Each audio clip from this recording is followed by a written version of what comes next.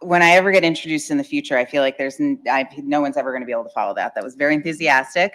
Welcome to everyone. Thank you guys so much for joining in person, online. My name is Lauren Taylor. I am a Boston native, former Wayfair employee, and former B2B SaaS founder. And I've recently founded a company called the Fractional Operators. We are focused on fractional COO placement. So I serve as fractional COO, and I also help other people serve as fractional COOs for early stage companies. So we basically try to remove all the operational overhead for founders that should be focused on customers, products, and growing their business first, focused on boring operational things that I actually find exciting. Hopefully you're in the right place. As we mentioned, this is Fearlessly Forward, identifying your passion and discovering an industry to build in. So really trying to figure out, what does that next step look like? What are the decisions you're making around it? And really figuring out what that passion is and how you define it. So excited to talk with this esteemed panel today. We'll be exploring with the experts here, what are ways in which you can discriminate between a passion and a hobby, and how to navigate that pathway, how to develop a plan, and how to execute on that plan and make decisions along the way. So really excited to talk to you. We have a really great distribution of people here, from product to sales to customer success to legal to operations. So you guys are really getting the full spectrum of backgrounds and areas of expertise. So very excited to hear everything that they have to say to you guys. We'll spend about 45 minutes talking. Most of them they'll do most of the talking, so I will stop talking soon.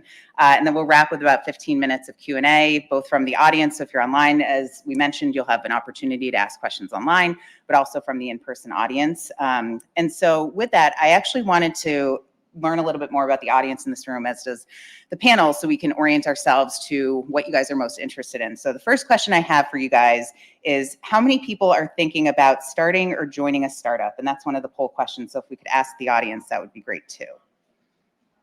Okay, so about half the people in the room. And let's see if I can figure this out.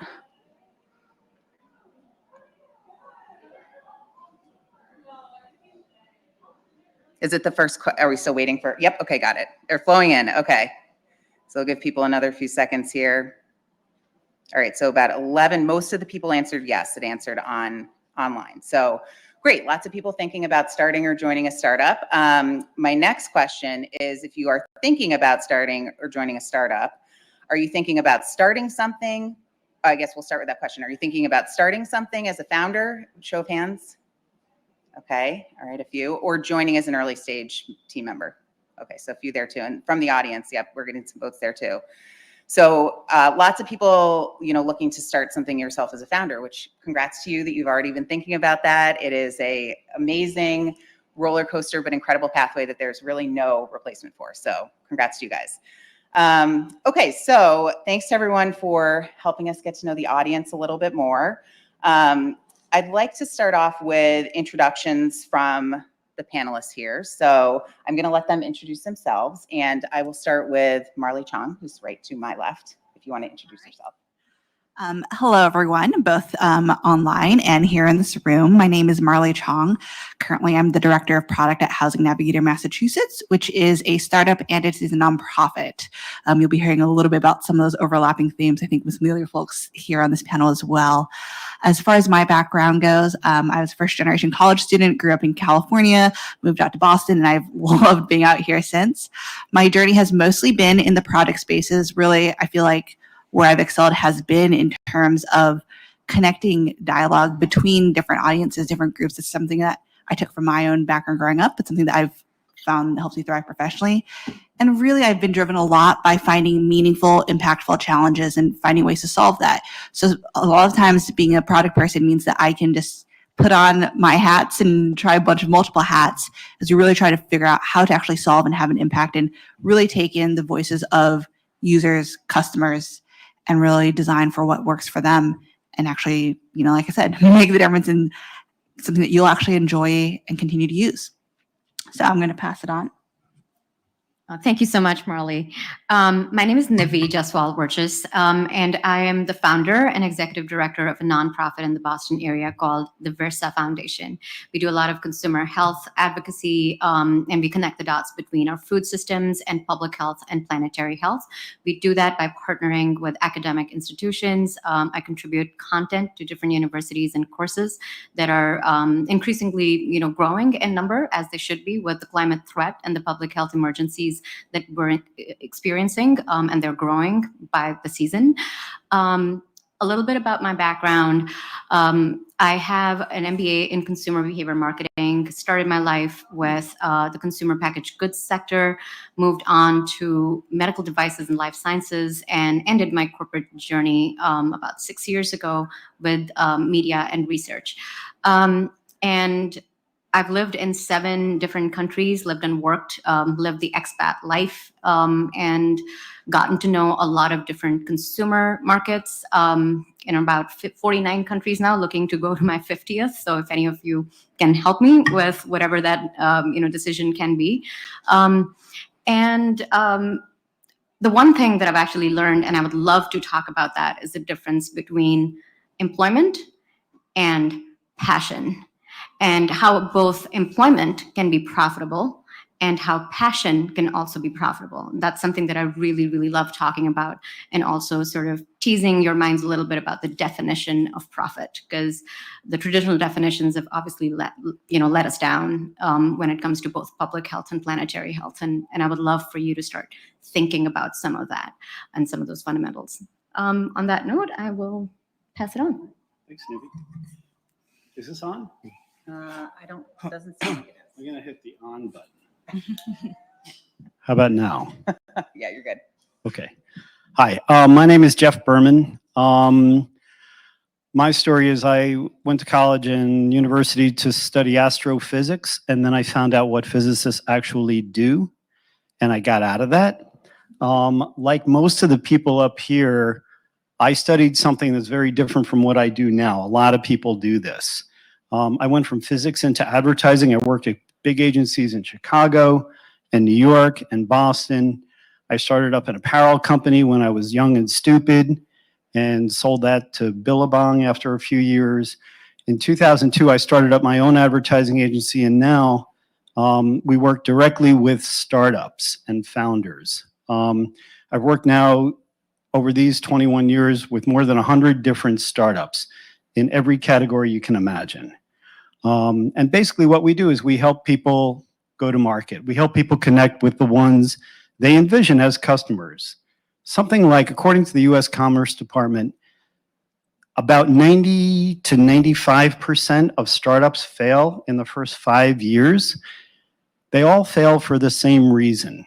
People can generally make the thing they set out to make, but then they aren't able to get anybody to pay attention to them. Sometimes they describe that as, we weren't able to get product market fit, or they come up with some other reason why, but basically they can't get people to look at them. So I help people do that. And I'm hoping we can share some of that here. One of you guys want to start, Anna? I can start. Hi, everyone. My name is Nana Young. I am the founder and executive director of Get Girls Going. Get Girls Going is a nonprofit that works with Black high school girls in the city of Boston. And our goal is to empower them to be social entrepreneurs. So we work with them mainly in our summer incubator program, which is a 6-week program for Black high school girls in Boston. And our goal is to help them identify problems that they are experiencing in their communities and then coming up with solutions to solve that problem. I started this idea in 2016, and I was actually an undergrad at the time.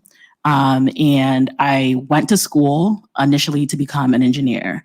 And realized that it wasn't my passion 3 years later. Started this nonprofit and figured out that this was my passion. And so excited to be on this panel to talk more about how your passions can kind of lead you on a journey where you weren't expecting. So. Hi, I'm John McCoy. I'm an assistant professor of business law here at the Sawyer Business School. I'm obviously an attorney, and I've been a member of the bar for 25 years. in 2009, I created a children's television show. It was a cooking show for kids. It was actually the very first one in the United States. And one of the things they'll tell you is you could be too early or you could be too late. They're both terrible. And we got rejected by every network. We finally got it on PBS Sprout, which we kind of, it's like the safety school, right?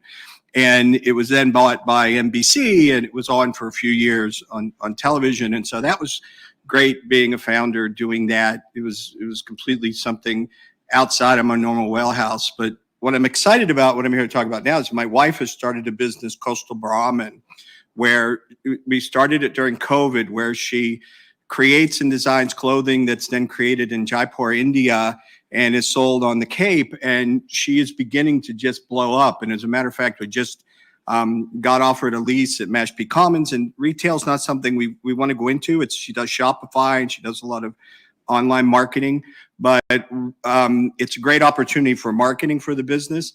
But one of the things why I really wanted to be here is it really is about passion, and it really is about finding sort of what it is that motivates you, what it is that if you're not excited about getting up in the morning and working on a project and moving it forward, then you shouldn't do it, right?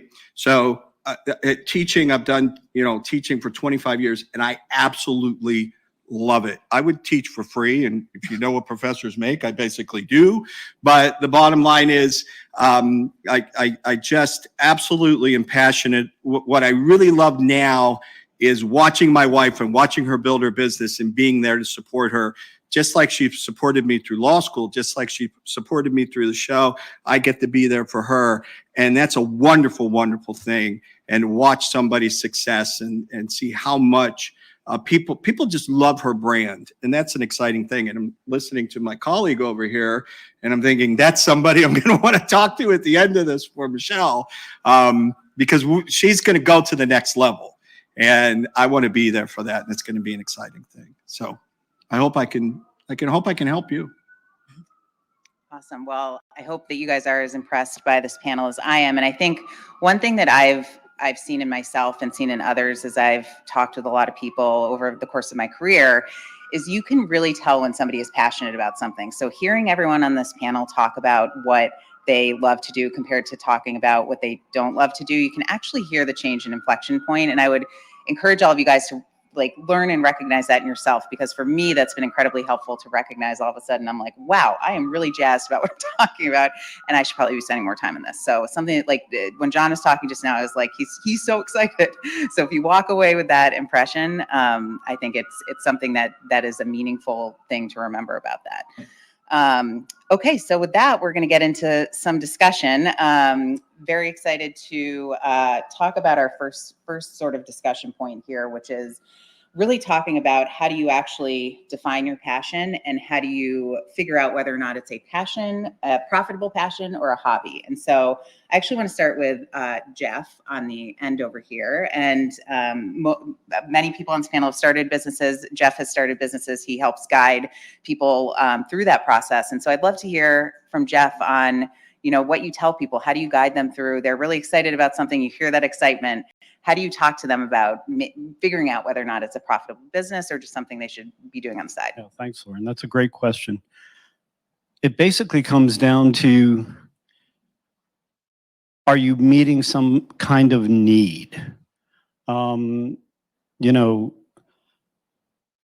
people who are most successful, whom I work with, one of the things they have in common is often they're solving their own problem. Something happened and they went to fix that problem.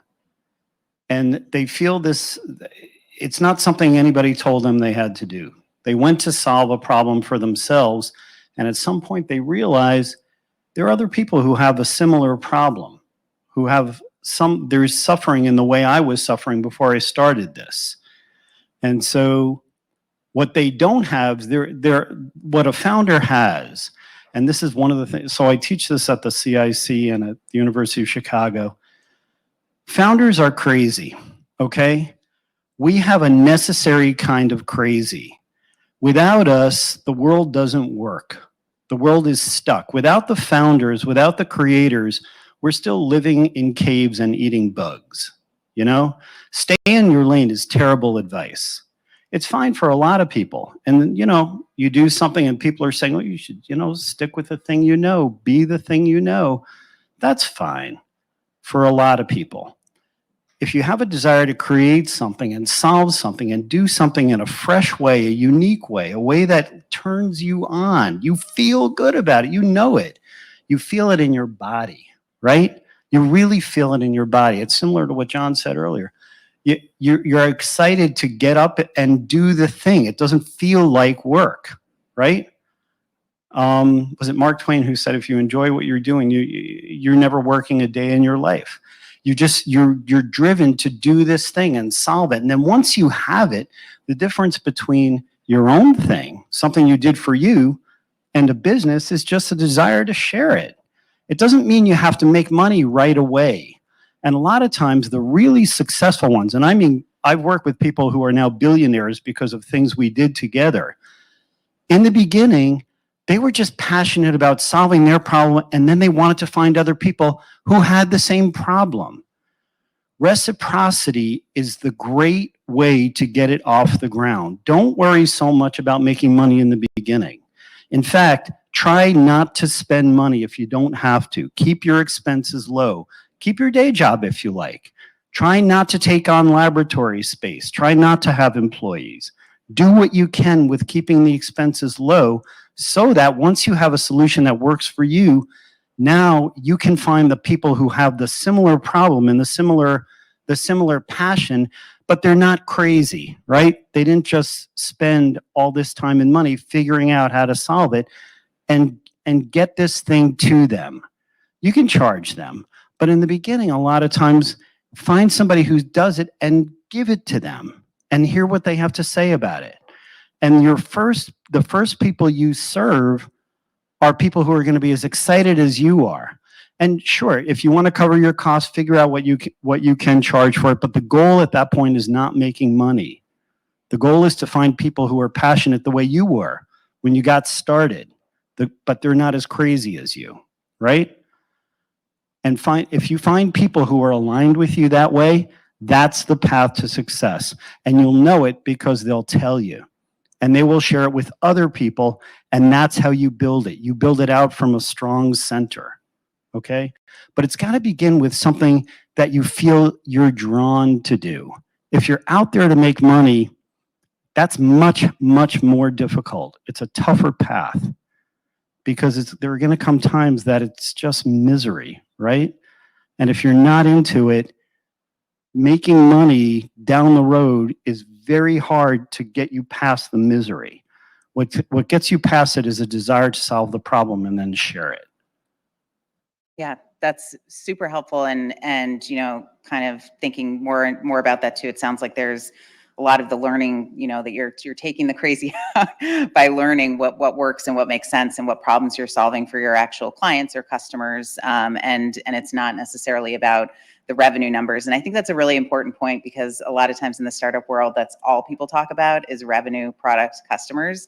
But I think sometimes the missing piece of the conversation is what happens before that. How are you actually figuring out what you're working on and learning from conversations with people that aren't necessarily paying you yet? Nana, I'd love to hear your perspective on that too, in terms of how you got started and did you go through that learning process and what did that look like for you? Yeah, so for me, like I mentioned, I went to school initially to be an engineer. Thought I wanted to make prosthetics, and that was like my dream, to work on medical devices. And third year into my bachelor's degree, I wanted to take a business course. I wanted to take a class. I was thinking about adding a business minor to my major. And I took this entrepreneurship 101 class, and that class transformed my life.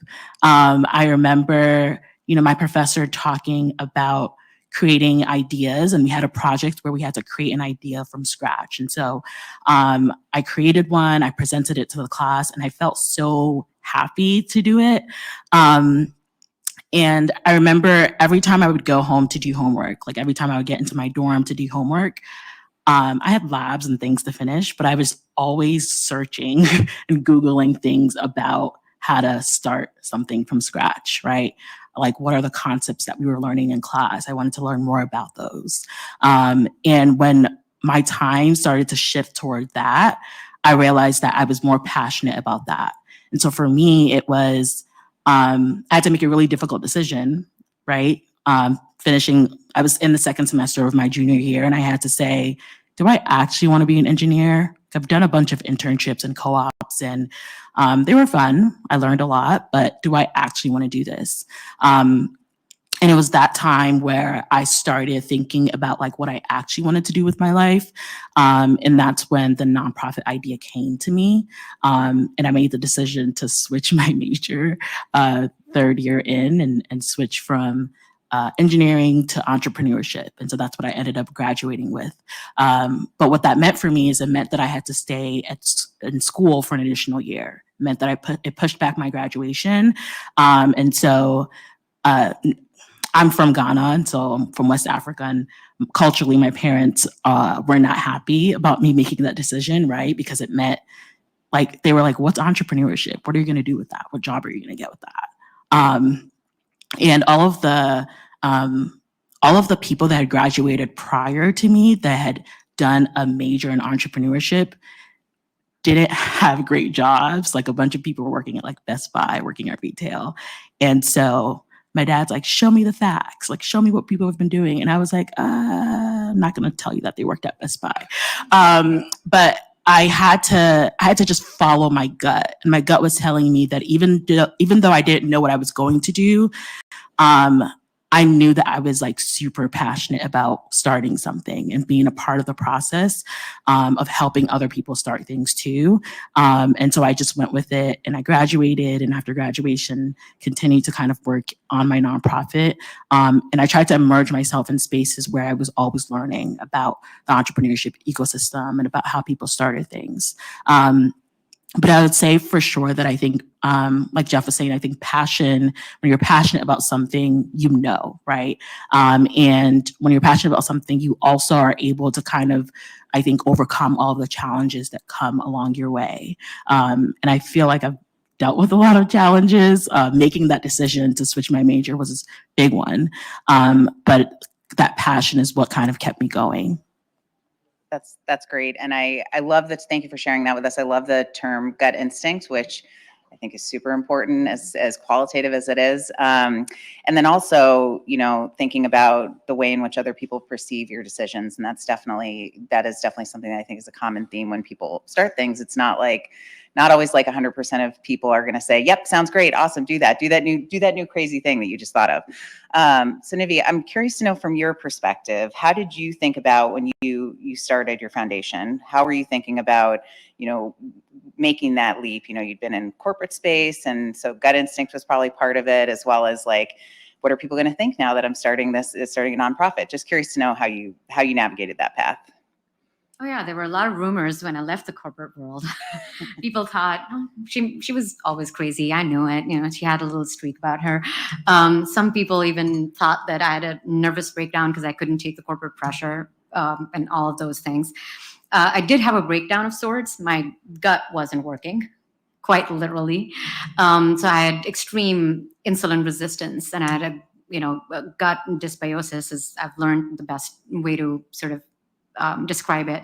But it expressed itself in the form of several dangerous cardiometabolic illnesses. So I had a diagnosis, and I was in the 15th year of my corporate career, and I was doing really well.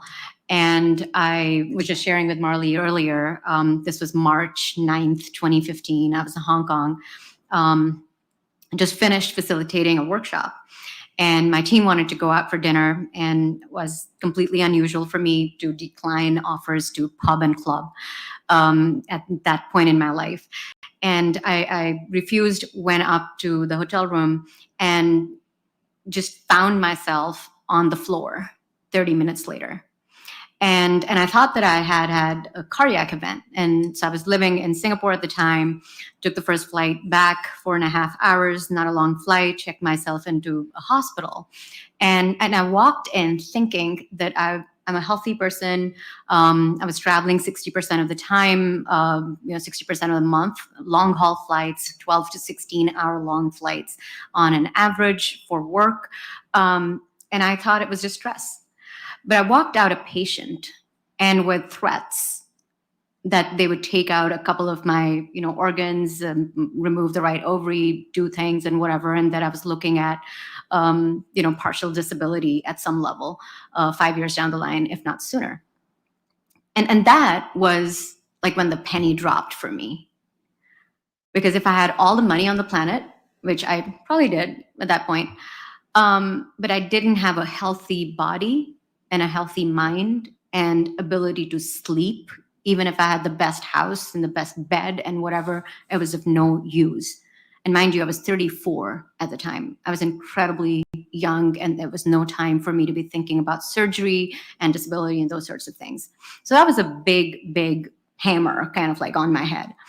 And I took a sabbatical because I didn't know anything other than the corporate world. It was a big bubble, and it comes with a lot of egotistical bells and whistles. It comes with business class travel, it comes with, a lot of things. I was importing my meat I was sharing, embarrassingly enough, from Japan because I only wanted A5 Miyazaki beef and, all of those things. It was humanely raised. And, if you ask me, does an animal want to die? The answer is no, but we come up with greenwashing and humane washing, and I would know that because I did it personally in the processed food and beverages world. I did it in the medical devices and life sciences world. I sold people stents. If they needed 3, we sold them 4.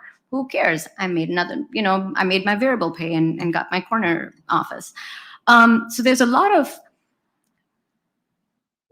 to be said for pausing the pressure. And not to say that there's pressure only at a certain life stage. We experience a lot of societal pressure. Nana, you spoke about, societal cultural expectations and so on. But it's important to just pause it so that you center yourself and you can look yourself in the mirror and ask, what I'm doing, is it working for me? What I plan to do, is it really going to work for me? And if the answer is no, and there are a few questions, all of us have frameworks, et cetera, to evaluate and self-assess what those could be. The ones that really worked for me were, where is my value system at this point in time? And with everything that I had researched and understood and educated myself about food systems, the way corporate burnout happens and so on, my value system had totally changed after 15 years. 15 years ago, like before that in 2003, when I started my career, was I really stoked about building big brands and like working with some of the largest brands on the planet? Of course I was. Was I also driven by all the money that was promised to me? Of course I was. As a young person growing up in South Asia, why wouldn't you take it? But at the moment in 2018, when I started my nonprofit, the big thing was my value system had changed. So that's really important. And there were 4 questions I asked myself. One is, what is it that I'm really, really passionate about? It was still foods, but it wasn't processed foods anymore. It was still marketing and brand building and researching, but it wasn't to serve a system that was wreaking havoc on people's health, including mine and my family's. The second question was, can I make money doing whatever it is I'm passionate about? Maybe yes, maybe no. Nonprofits, by the way, a lot of people think nonprofits aren't about money. They're sometimes more about money than for-profits are, because for-profits can be blatant. You get what you see. People talk about, share price and so on. But nonprofits, you need an economic engine at the center of that hearth for it to work, and you have to be really nice about it. So when you go asking for money, you can't talk about shareholder value. So you really, really have to be good about asking for money. And money sometimes can be a bad thing in our society, especially women of color, especially South Asian cultures. Some of you in the audience might understand what I mean by that. So when you talk about money, you really have to evaluate your relationship with money. So that's the third question I would really, invite you to consider asking yourself. What is your relationship with money? And the last thing is, what does the world need at this point in time? Does the world need more money? Does the world need more cars? Maybe if they're electric vehicles, maybe not the big gas guzzlers that all of us like to drive around. So the the idea really is, if the world's going to run out of biodiversity, if the world's going to run out of food, if the world's going to run out of air that you can breathe in, you can stack up all the money that you want, you can roll it up and smoke it, but it's not going to get you anywhere, because you can't eat it, you can't breathe it, in sure as hell, you can't do anything with it that will make sense for impact. Because for impact, you need passion. And that needs to be purposeful passion that solves a problem that was one intensely personal. A lot of P's there. But I've just gone ahead and replaced Philip Kotler's 4 P's. If you know what I mean, you're in a business school. So I can talk a lot, but No, Yeah. I love this perspective, and I think so many good things there. I think, thinking about what your values are at any given point in time is super important, and always reevaluating. I think sometimes we get stuck on a path where we're like, this is what I should be doing versus this is, because people have told me that, versus what do I'm a person now, I'm continuing to learn, what do I value? And so really important to center around that. And then, also thinking about, taking a leap and having people be like, should you have done that? This is kind of crazy. We keep using the term crazy. I think it's important in this room, though. John, I'd love to hear your thoughts on, starting and you had motion pictures as one of your undergrads, right? Right. So love to hear about that and your wife's business and how you kind of navigated those. So I originally gone to film school, and I went to University of Miami, so I was down in Florida, and all of my friends, all of them without fail, when they graduated, went out to Los Angeles to work on movies and work on television shows. And I decided to go the other route and come to Boston. So I kind of put that away and went to law school and sort of was a diligent sort of student. And then I was appointed as executive director of the Visionaries Institute, and I was working with TV people, and I met the creator of Barney, Cheryl Leach. And if you don't know Cheryl Leach's story, I think she started Barney for $700,000. And it just became a phenomenon. And she sold Barney to Hit Entertainment for $325 million. So I immediately said, oh, that's really good. I would like that, right? That's a good thing to do. And so it was actually my son that came up with the idea for this cooking show for kids. We have a dog. And I thought, I kind of took the idea. And and one of the things about passion is I had an idea, and people started gravitating towards it. It was kind of like, it reminded me very much like the Wizard of Oz. I'm sort of going down this road. So I didn't have a plan. I didn't have I just knew there was an end goal. I want this thing to be on television. And then all of the characters kind of fell into place. And I began to find, we had the Richard Kimona, who was the Surgeon General, who came on and said this could be very good for children about healthy eating. And I was able to align with Klasky Chupo, who had done the Rugrats, and they would do the production because I don't know how to do television. And we got the musician that did Blues Clues that joined on board. And so you're working with all these amazing people. But it was a really interesting thing. My colleague is saying about money, because all of my friends from film school and all of my friends from music, when I told them I was in law school, their response was, well, what happened to you? Right? Their response wasn't, wow, that's great. You're really doing great. No, the response was, well, why did you give up? What went wrong? And so then when I went out to Los Angeles in 2009 to meet with the network and meet with the production company, I got to reunite with all these friends. And it was kind of like I had taken this very different path, but ended up at actually a better place than they did, because I had sold a show, and they were actually kind of angry at me because in 2010, people weren't selling shows to Hollywood. Most things were getting made in Boston, and they were getting made down south. So, but it was very, very, very much about passion. And that's the one thing is it mentioned University of Miami. And I remember when I graduated, the speaker talked, her speech, she'd worked for NBC, and her speech was kind of, I made it in spite of this place, right? And I thought that was very frustrating. So I kind of made it a point, if I'm going to talk, it's about you.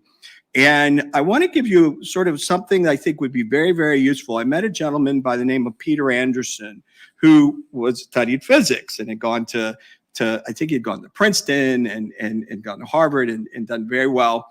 But what he noticed, that his wife noticed, is whenever they go to a bookstore, and I don't think we have bookstores anymore, and it's the bookstore test, he would always gravitate towards financial planning, financial issues. And his wife said, you really seem to be interested in personal finance. That's something you really like. But he had his PhD in physics and was a physicist, and he was in his mid-30s. And he said, I think you're right. And she goes, well, why don't you get into that? And he thought, well, no, because you're comfortable, you have your career. So he had to move to Wisconsin, start at the very bottom, worked his way up. He was then at Congress Wealth Management. He now has his own firm. He's always on MSNBC and CNN. He's the guy that they always talk to, right? He's very, very successful. But it was, sometimes you have to pivot.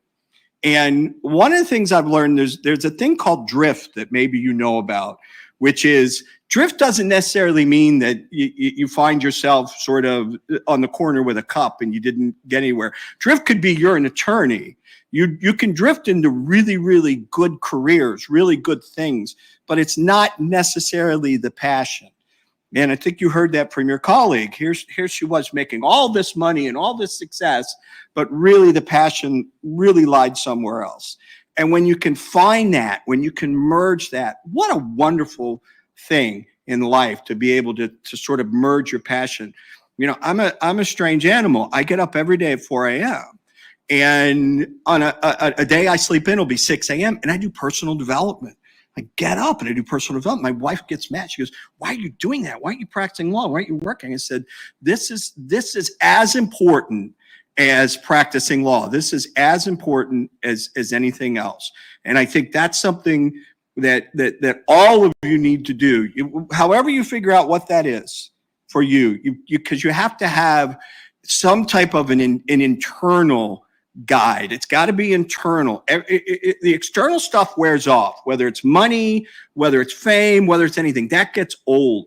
You have to be driven from the inside. That would literally be the best advice that I would give you here today, is figure out what drives you from the inside and don't worry about the money, right? I told my class today, I said, there's a guy, Earl Nightingale, that says most people stand in front of a fire and say, if you give me heat, I'll add wood.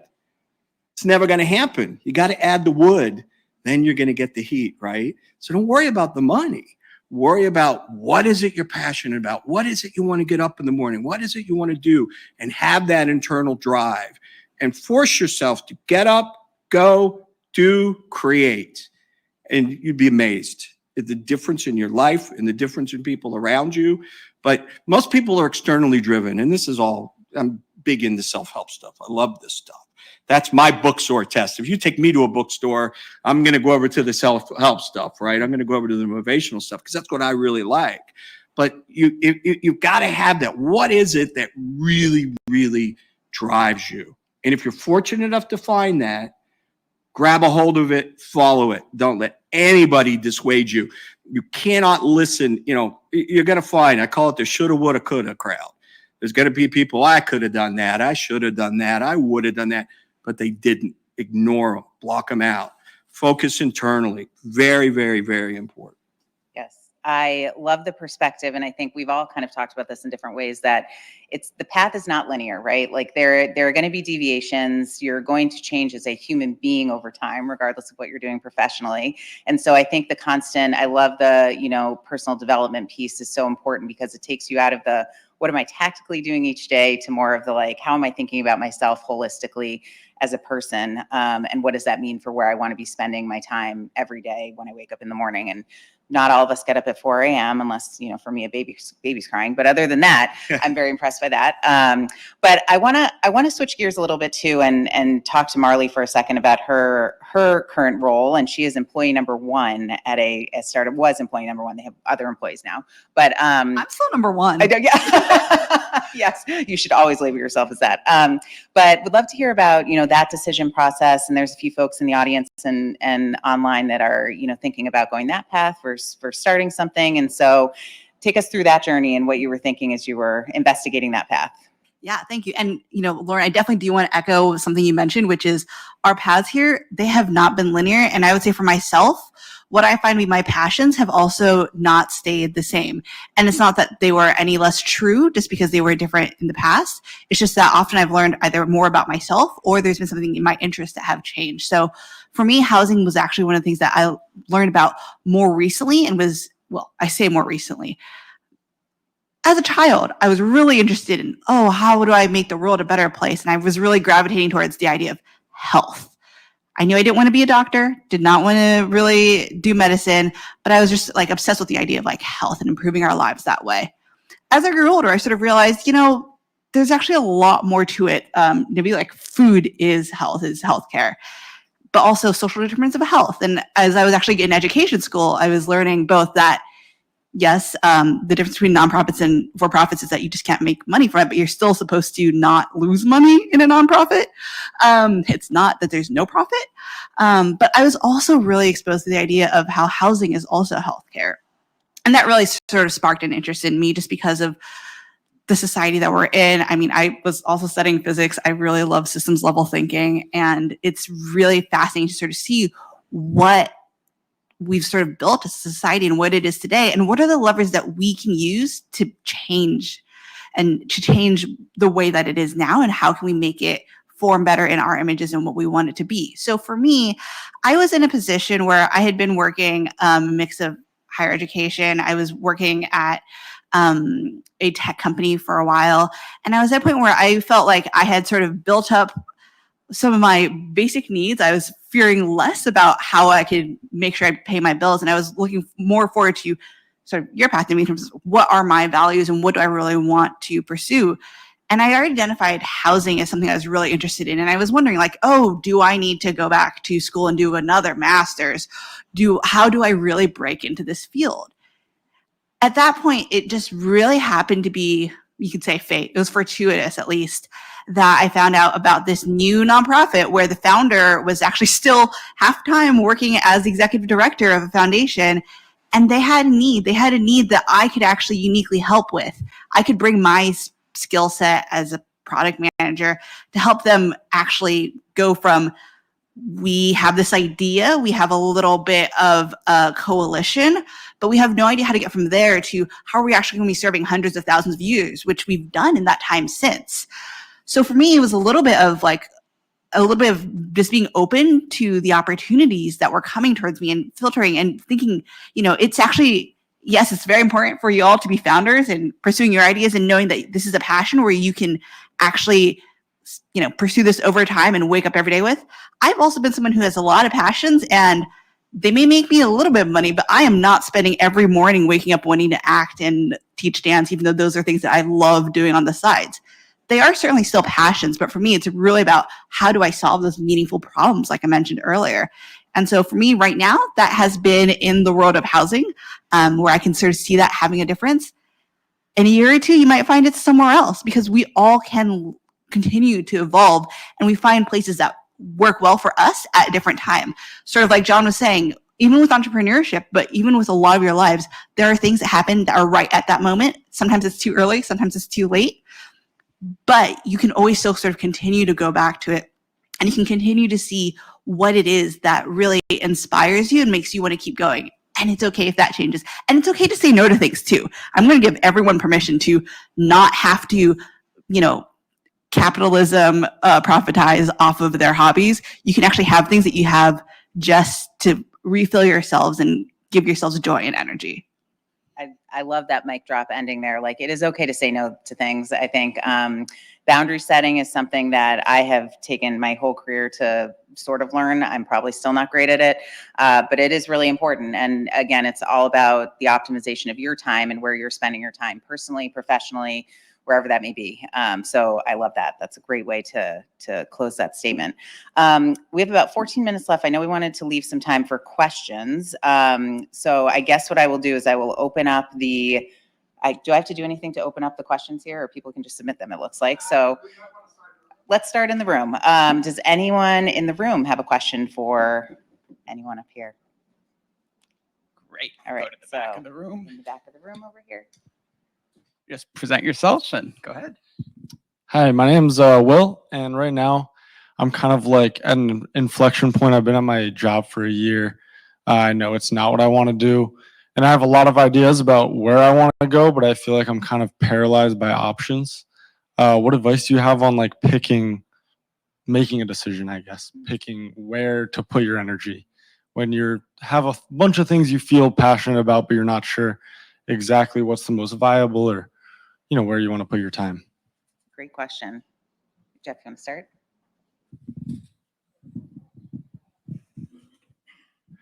That's a good question. I hear that a lot. One thing to think about, people sometimes are paralyzed by choice. They feel like if they go in this direction, it means I'm giving up what's over there. And so they stay because you want to keep your options open, right? The metaphor of which direction to go in is actually flawed the way you're thinking about it that way. We don't live in a two-dimensional space. It's three-dimensional. When you move in a direction, you're not just moving this way, you're moving up. Think about yourself, you're kind of in a swale. You're kind of in like a little hole, in a dimple, and pick any direction that interests you. It literally can be anything. And just go in that direction. Go talk to people. Go do something. Like put yourself in motion. When you put yourself in motion, when you orient yourself toward action, things open up in front of you. And so help me, I'm a big believer in this thing called pronoia. Have you ever heard that word before? Y'all know what paranoia is, right? The universe is out to get you, right? Pronoia is the idea that the universe is a conspiracy to get you what you want. That means you gotta sort of be open to the idea that there are signals coming in to help you do that. So you gotta try to listen, And it's hard because we have all these distractions all the time. I mean, first and foremost, these screens that are constantly shoving stuff at us, not stuff that's good for us necessarily. It's good for the people on the other end, not necessarily good for us. Find a time to shut it down. Listen to the voice inside you. The one you hear in the morning when you're first waking up, the one you hear at night when you're going to sleep, or maybe you hear it in the shower, or when you're out for a run, or moving your body in some way. Our bodies are antennas for this. Pay attention to that little voice inside you. That's going to give you a good hint on what direction might be right. And just go that way. So help me, you cannot make a bad decision that way. You cannot. Because as you move in that direction, you're going to be shown things you did not know were there. You're going to meet people you would not have met otherwise. And you're going to find paths that were invisible to you before. There's a great line, I can't remember who said this. To find what comes next, put yourself in motion. I've never heard of anybody stumbling on something while sitting down, right? You got to get yourself moving, but just pick a direction, because what you'll find is things open up before you. But let it be your direction, not your professors, not your dad's, not your significant others. Try to be honest to yourself. I like that we're talking about inertia here, right? Which is a physics term. Okay, so yes, the physics in the room.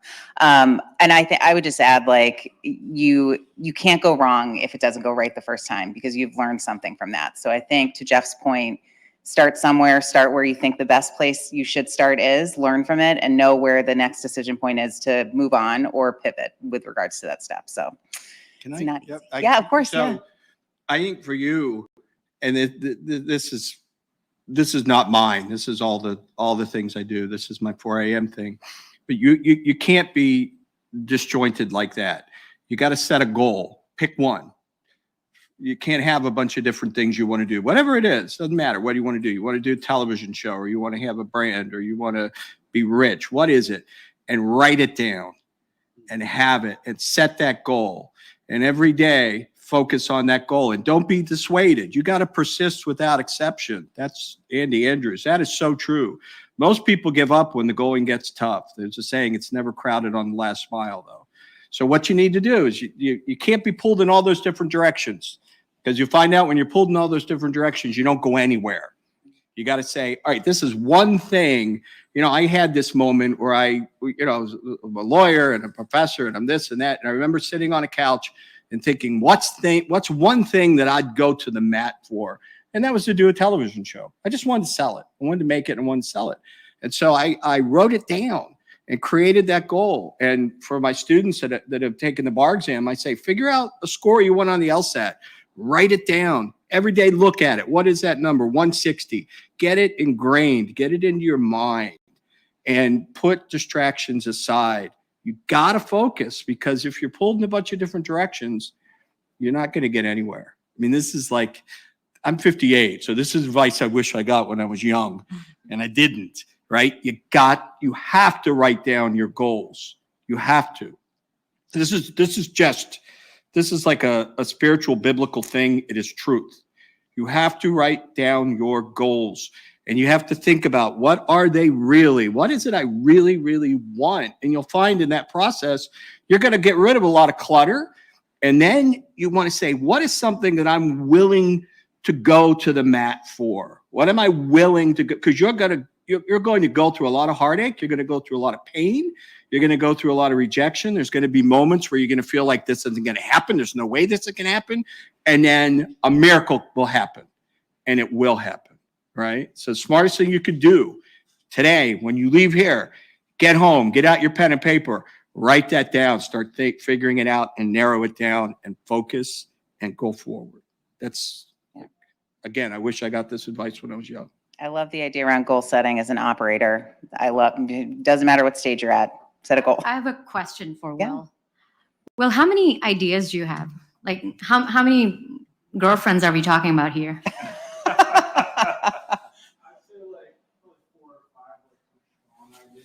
4 or 5 to the people online. 4 or 5? Yeah. 4 or 5, yeah. Okay. So, sometimes when I think about these sorts of things, like you've got a problem of abundance. You're this hugely popular guy. There are 4 or 5 women, out there. You got to decide and commit, right? That's what the problem is, really. And when we get into problem solving mode with pressure, it takes the creativity out of the process. And I love the idea of personal development and, writing down the goals and so on. I would just add a smidge to it. I'm a big fan of Jungian philosophy.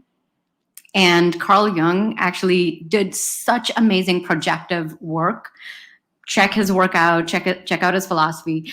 One of the ideas, and it involves a lot of play and reframing the question. So this is just a suggestion. Think of writing down each of these ideas, personify them. If the idea of a woman or girlfriend or whatever works for you, if the idea of a car works for you, and whatever can get your juices flowing, and no pun intended, but it's like just really writing down that if this is Stephanie, this idea, if I were to pursue her, this is what my life would look like. I'm passionate about this and that, the other. Personify it, sleep over it, believe in your dreams, like literally.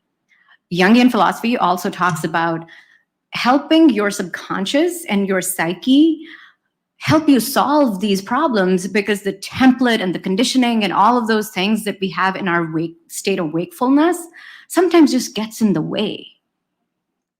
And when you have these personifications, just allow for that creative pause to, gravitate, to let you gravitate towards what you want to pick, I hope some of this makes sense. I mean, yeah. And it also infuses some fun, some creativity, some levity in the entire thing. It takes that pressure off. So you won't be able to make a decision when you're under pressure. It has to be fun at some level, you guys. You have to be having fun. That's all I can say. I said before you guys started that this was going to be the best session of the day, and I think we've hit it. One question for you guys that I think is possibly on everyone's mind when they're at a moment like this and they're evaluating their options. How should they look at and how should they weigh opportunity versus passion if they are different things? Does anyone want to pick that up?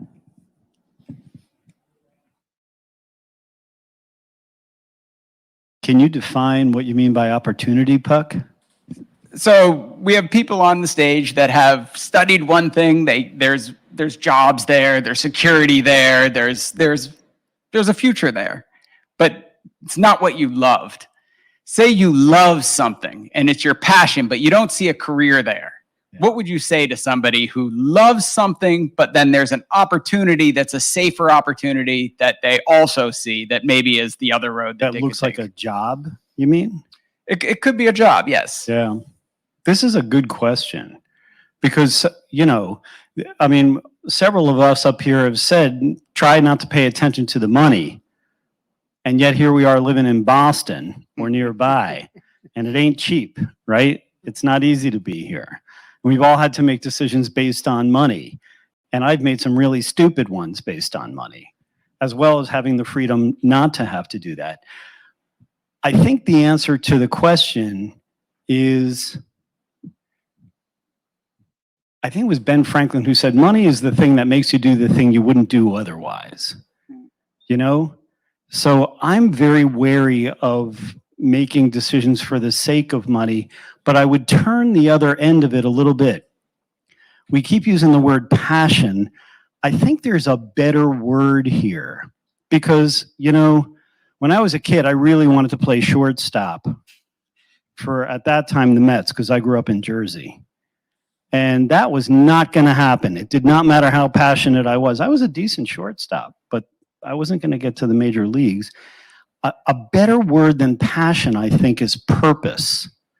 And from this perspective, I really feel like the people who succeed at creating their own life, and that could be as a founder of something or as part of another, as part of an organization, there is a purpose. They feel like they're here for a reason. And what they're doing aligns with how they feel about just being here on the planet. And we've all had that feeling. I mean, I know early in my career when I worked at big advertising agencies, I hated it because I kept thinking, when are they going to use the rest of me? But they weren't interested. I was just a cog in a big machine. And I think the answer to this is, it's sort of a compromise answer from my perspective. It's understand figure out. I just read a Picasso quote this morning that said this. The purpose in life is to figure out your purpose. Figure out, why are you here? Because we're all here for specific individual reasons. Figure out what that is and do that. And every day is beautiful after that. And that brings money. It's not to say you don't have to compromise along the way sometimes to do things for money, but that opportunity question, I think, is a scary one. Something like resonated with me when we're talking. I know we only have a few minutes left, but when we're talking about the learning process, a word that rang in my head was also de-risking. And so when you go into something, you follow your passion early and you're learning, you continue to de-risk that path as you go along because you figure out what works. And so even if you may not be making any money in the beginning, if you can do that and figure that out, that does not mean that will not turn into a job or a career path at some point. And you just have to figure out where the line is with your decision around that. Like, this is not actually going to turn into something. And so I think that's also what Puck is asking. But, you have to know what that line is and what that sort of bar is for yourself. It would be great if this session could never end. I know, This is really a great session. We are right at that point where we're getting over time. So if everybody could give their last thoughts, or yeah, I just had like 4 takeaways, and then I'll let you guys, say whatever you want to share last. But I think a few things resonated with me today. The path is not linear. Be prepared to pivot always. Your passions will change, and so continue to reevaluate. Personal development, I think, is a great way to do that. You absolutely know when your passion is there and when it's not. So don't ignore that gut instinct. If you do not feel passionate about something, feel that too. Don't try to force it. Learn as much as you can without potentially taking any money in the beginning, and that's okay. So that de-risking that I was just talking about, but also understanding where is the inflection point around when you have to make a decision for yourself, for potentially your family along the line, things like that. I will let everyone else share any key takeaways they have or any final thoughts of wisdom from the experts. I have one. So Mark Twain said, "Don't let your studies get in the way of your education." And I think we do a disservice when we say, do what you love or you're passionate. That's important. But Stephen Covey wrote a book called, 7 Habits of Highly Successful People. And it's not relevant now because we all have GPSs.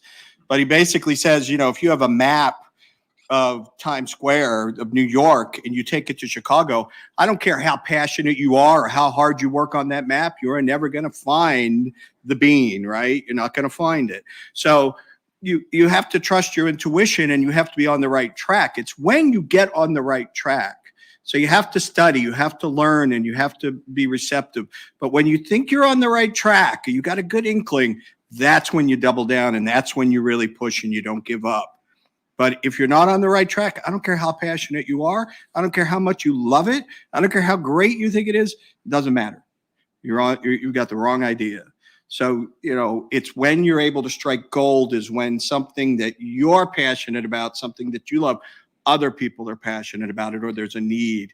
That's when you just do not give up. That persistence is literally probably the most important ingredient to success is persistence. But more important than brains or talent or skill or anything else, not giving up. And trust me, it's not easy because we're engineered to comfort, right? We like sitting on the couch. We like, and then people will say, oh, you work so hard and you tried to, oh, it's okay. No, you got to go, right? I really genuinely believe that in my heart. You have to persist. That's the most important ingredient. We're a few minutes over. Any final? I'll just add that I think adding to what Jeff said about passion, I think that passion is very connected with purpose. So I don't think of them as separate. I think of them as the same. And then I would say, kind of going back to Will's question around how you pick or decide between ideas, I think something to pay attention to is also like problems, right? That like when you expose yourself to problems and you learn from other people and understand like their problems and what they're going through, I think that's a good way to kind of help you decide like what your purpose is. So for me, I think early in my undergrad career, I think spending a lot of time understanding other people's problems was helpful for me, because when I stumbled upon a problem that I felt like was important, that's when I knew like that was my purpose. Like I knew that my purpose was to help solve this specific problem. So I would say sometimes not focus on the idea, but focus on what the problem is that you're trying to solve. And ideas can change, right? And you might try an idea and you might figure out that it may not work. And so if you kind of stick to the problem, that might be a good way.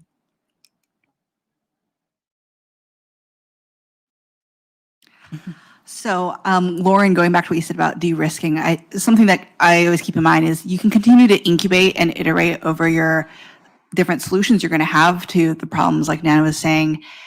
And it's perfectly fine to say, I'm going to try for 3 months, 6 months. Here's the goal, and here's where I will know if this is where I want to pursue it full time. If not, you can continue to do the things you need to do to take care of your needs, your values. And you can always continue and come back to those later, because like Lauren was saying, this is a long journey ahead of us. I think most of us in this room probably have got a good 40, 50 years. We can continue to do a lot of stuff. I'm continuing to include the 58-year-olds in this room. So there's no need to feel like you have to make all these decisions and make the best, most optimal decision for you now, because whatever decision you make, it will be the right one. You will learn from it. It will be good. And you'll continue to use that, or you can continue to use that to improve the rest of your life moving forward and the lives of everyone else that you touch. In the spirit of time, the only thing I will say is don't take yourself seriously. We take life and everything so seriously, we forget the inner child.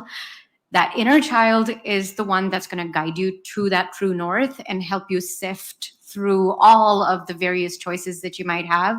Think of something that you used to love doing when you were a child, when you were younger. And sometimes just re-indulging in that, whatever that activity was, or something, I don't know, music or whatever, or reading a book, that can help unlock something that is true to your higher self. And so learn to laugh at yourself. Because if you don't learn how to laugh at yourself, you'll be so afraid to make mistakes that what other people are going to say about when you're going to fail at something that you shouldn't have started in the first place. Or even if it's something nice and good and working for you, people will still laugh at you. So learn how to laugh at yourself and not take yourself and life too seriously. Pause the pressure and play. that's my words of advice will be. Just to build very quickly on what Nivi, yeah, thank you, Lauren. Yeah. Thank you. Wow, that's great. Thank you. Can you come follow me around town? Yeah. Just to build on what Nivi just said, this is really hard to do, but I had to learn this, but it really, really helps.